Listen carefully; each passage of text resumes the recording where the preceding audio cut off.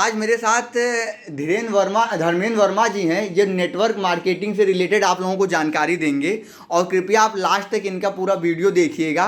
तो आप स्टार्ट करिए। ठीक है। हाँ, my name is Dharmendra Verma.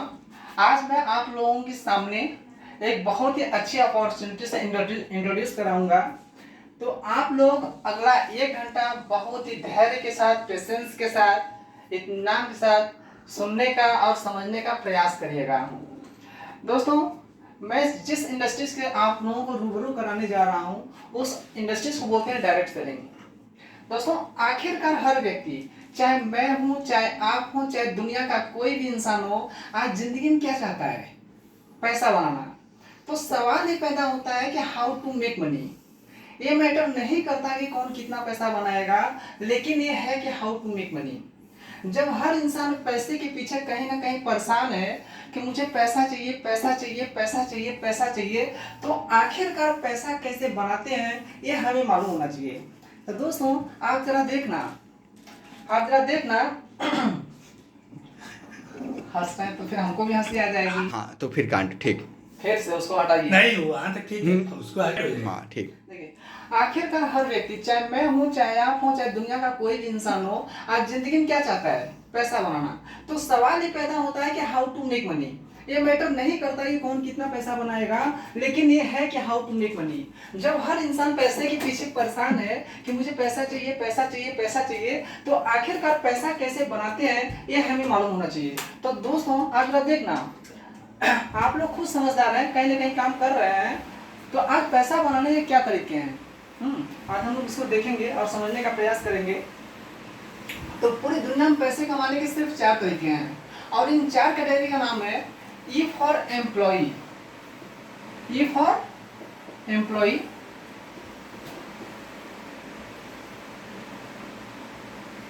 E for employee. Second category S for self employee.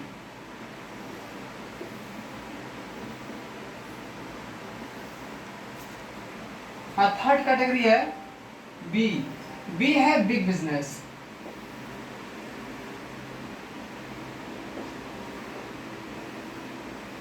और चौथी कैटेगरी है आई से होता है इन्वेस्टर। ठीक है। अब ये है एम्प्लॉय। ये एम्प्लॉय लोग कौन होते हैं? ये वो लोग होते हैं जो सिर्फ अपना टाइम वेस्ट करके पैसे कमाते हैं। जैसे घबरा जा रहा हूँ मैं। कोई बात नहीं। ये वो लोग हैं जो सिर्फ अपना समय वेस्ट करके, समय इन्वेस्ट करके कहीं ना कहीं पैसा कमाते हैं। जैसे एक नौकरी करने वाला व्यक्ति है, वो जब वो 8 घंटे का समय देता है तो उसके बदले में उसको पैसे मिलते हैं। ठीक है सर, आगे कंटिन्यू करिए। सेकेंड कैटेगरी यस है सेल्फ एम्प्लॉई। सेल्फ एम्प्लॉय लोग कौन होते हैं? जिसका वही बिजनेस, जिसका खुद का बिजनेस, जो छोटा मोटा अपना खुद का जो है, कोई दुकान किया है, कोई ऑटो रिक्शा चला रहा है, कोई छोटा मोटा जो है कि ठेले का दुकान किया है। ठीक सेल्फ एम्प्लॉय कैटेगरी में आते हैं। थोड़ा जल्दी ये सब समझ। थर्ड कैटेगरी है बी है बिग बिजनेस। ये वो लोग होते हैं जो सिर्फ अपना एक बहुत बड़ा सिस्टम बनाते हैं, पैसा इन्वेस्ट करते हैं, एक सिस्टम क्रिएट करते हैं, उसके बाद जो है इनको पैसा जो है जनरेट होता है। इनके लिए बहुत सारे लोग काम करते हैं। इसमें कम से कम 500 से अधिक लोग इनके अंडर में काम करते हैं। तब हम इनको बोलते हैं कि ये बिजनेस कर रहे हैं। ऐसा नहीं कि आप एक छोटा सा साड़ी का दुकान कर लिए, कपड़े का दुकान कर लिए, आप बोले कि हम बिजनेस करते हैं। वो बिजनेस नहीं है, उसको बोलते हैं सेल्फ एम्प्लॉय। मतलब जब आप वहां पर टाइम देंगे तो पैसा आएगा, टाइम नहीं देंगे तो पैसा नहीं आएगा। मतलब शटर उठाएंगे तो पैसा आएगा, मतलब वहां पर आपकी इन्वॉल्वमेंट होगी ही होगी। अगर दुकान मतलब शटर नहीं उठाएंगे तो पैसा नहीं आएगा। बट बिजनेस में ऐसा नहीं होता है। बिजनेस में आप जाएं न जाएं, आपके लोग 500, 600, 1000 लोग काम करते हैं, एक सिस्टम क्रिएट होता है, सारा कुछ सिस्टम से चलता है, पैसा आता रहता है। और ये पैसा कब तक आता है? आप रहें न रहें, आपके घर में पैसा आता रहता है। और यहाँ तक कि लोग दुनिया से चले भी जाते हैं तो भी उनके घर में पैसा आता रहता है। इसे हम बोलते हैं बिजनेस कैटेगरी में रखते हैं। और चौथी कैटेगरी आई है इन्वेस्टर। ये वो लोग हैं जो सिर्फ अपना पैसा इन्वेस्ट करके अमीर बनते हैं। कहीं एयरपोर्ट आ रहा है, एयरपोर्ट के पास की बहुत सारी प्रॉपर्टी खरीद ली, कहीं पे मॉल बनने वाला है, मॉल के पास की बहुत सारी प्रॉपर्टी खरीद ली, कहीं से रोड निकलने वाली है, उसके आसपास की बहुत सारी प्रॉपर्टी खरीद ली। और जैसे ये सारी चीजें सेटल होती हैं, ये उस प्रॉपर्टी को बेच के और अमीर हो जाते हैं, राइट। और देखिए ये जो ई और एस कैटेगरी में लोग होते हैं, ये दुनिया के 95% लोग होते हैं।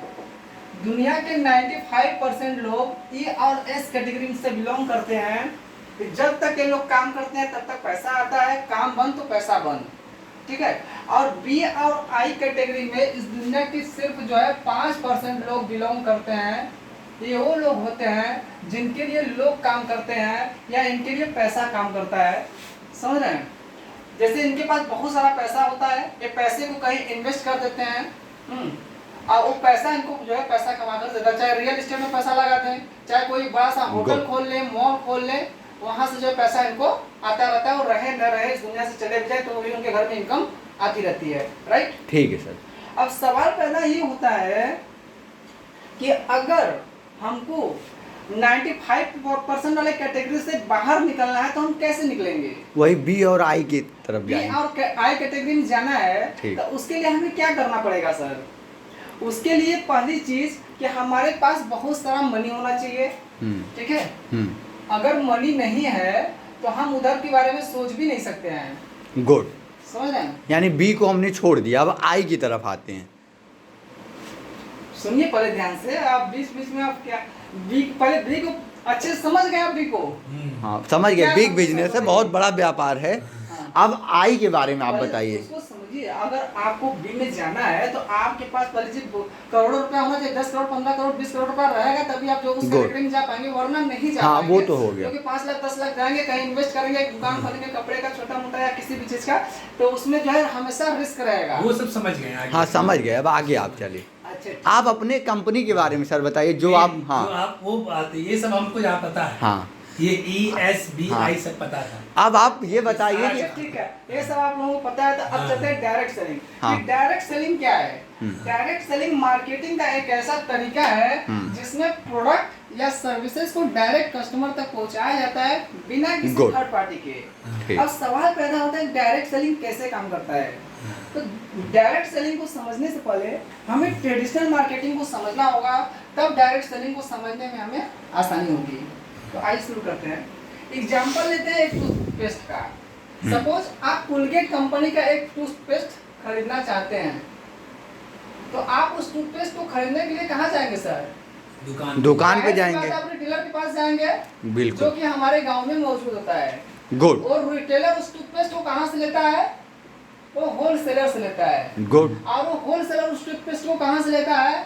वो डिस्ट्रीब्यूटर से लेता है। गुड। और वो डिस्ट्रीब्यूटर उस टूथपेस्ट को कहाँ से लेता है? वो मैन्युफैक्चरर से लेता है। कंपनी से लेता है, मैन्युफैक्चरर या कंपनी, राइट। ठीक। अब सवाल पैदा होता है कि आपको या उस कंपनी को कैसे पता चला कि मार्केट में कोलगेट कंपनी का मंजन आया है? इसके लिए कंपनी टीवी या न्यूज़पेपर के माध्यम से एडवर्टीजमेंट करती है, जिसके माध्यम से हमें पता लगता है कि मार्केट में कोलगेट कंपनी का मंजन आया है, राइट। Good good sir. तो इस पे सर एडवर्टीजमेंट जो होता है उस पर भी एक बहुत बड़ा अमाउंट खर्च होता है। हाँ करोड़ों होता है, करोड़ों रुपया खर्च होता है, बिल्कुल। और करोड़ों रुपया खर्च होता है कि हमें आपको पता है कोई भी स्टार आता है तो उसे फ्री में प्रचार नहीं करते, 10 करोड़ 5 करोड़ हाँ लेता है सर, ठीक है। अब हम मान के चलते हैं सर कि ये जो कोलगेट मंजन है, इस मंजन को आपने 10 रुपए में खरीदा, गुड, राइट, बिल्कुल। तो क्या ये रिटेलर, सॉरी, एक कस्टमर आप हैं, हाँ। या और मंजन आपको कितने में मिला? 10 रुपए में, बिल्कुल। और अब क्या लगता है आपको इस मंजन को जो रिटेलर लाया होगा, रिटेलर को कितने में मिला होगा सर? चलिए 8 रुपए रुपए में, हाँ। और ये जो होलसेलर है उसे 7 रुपए में मिला होगा, हाँ। और ये डिस्ट्रीब्यूटर है उसे 6 रुपए में मिला होगा, राइट। हाँ। और वो जो मंजन है उसको बनाने में जो टोटल कॉस्ट होता है वो मात्र 4 रुपया होता है। बाकी जो 6 रुपया बचता है वो मिडिल मैन और एडवर्टीजमेंट में खर्च हो जाता है। गुड सर, राइट, बिल्कुल सर। यानी मंजन की जो एक्चुअल प्राइस है वो कितनी है सर? 4 रुपए है। 4 रुपए। और हमें कितने का मिल रहा है? 10 रुपए का। 10 रुपए में। यानी जो 60% है, ये 60% पैसा कहाँ चला जा रहा है सर? ये बीच ये में सब बिचौलियों में बिचौल- बढ़ जा रहा है, राइट। हाँ ये 60% जो है बिचौलियों में बढ़ गया।